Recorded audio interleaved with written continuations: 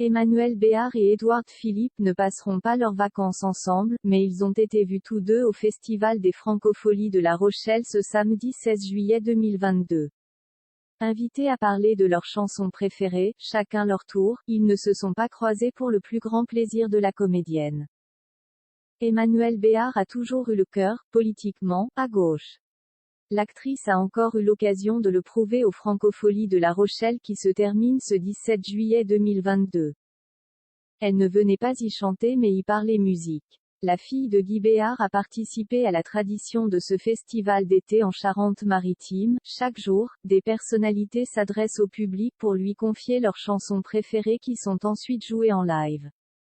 Parmi les célébrités s'étant prêtées au jeu, se trouvaient Emmanuel Béard et Édouard Philippe, ex-premier ministre. Les deux ne se sont pas exprimés ensemble, et heureusement vu à quel point leurs convictions sont opposées. Apprenant que le leader du parti Horizon passait après elle dans la cour du vieux La Rochelle, la comédienne engagée s'est exclamée « Oula !» Comme le rapportent nos confrères de Paris-Normandie, alors que Emmanuel Béard mentionne Jean Ferrat, Joe Dassin ou encore son père Guy Béard, il est clair que ses goûts musicaux reflètent également ses engagements, au-delà de sa carrière d'actrice. Elle a d'ailleurs évoqué aux Francopholies les discussions qu'elle avait pu avoir avec son père à ce sujet. Le chanteur jugeait les engagements de sa fille trop frontaux.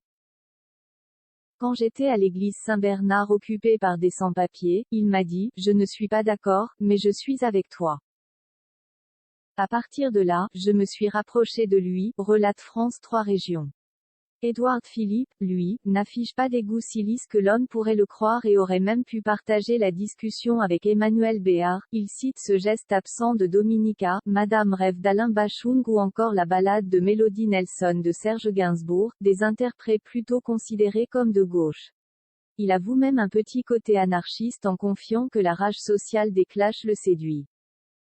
Emmanuel Béard, la combattante, Emmanuel Béard, sans faire de politique, a toujours privilégié ses combats à l'image qu'elle pouvait renvoyer sur papier glacé. Voilà peut-être le principal sujet de discorde entre une comédienne engagée et une personnalité politique. Son contrat avec la marque Dior avait même été résilié en 1996, lorsqu'elle avait pris la défense des migrants en situation irrégulière de l'église Saint-Bernard de la Chapelle à Paris.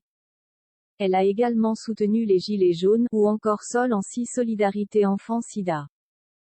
Un parcours qui a naturellement suivi celui de sa mère, qui avait fondé une association, Réflexe Solidarité. Ces combats sont devenus le moteur de sa vie.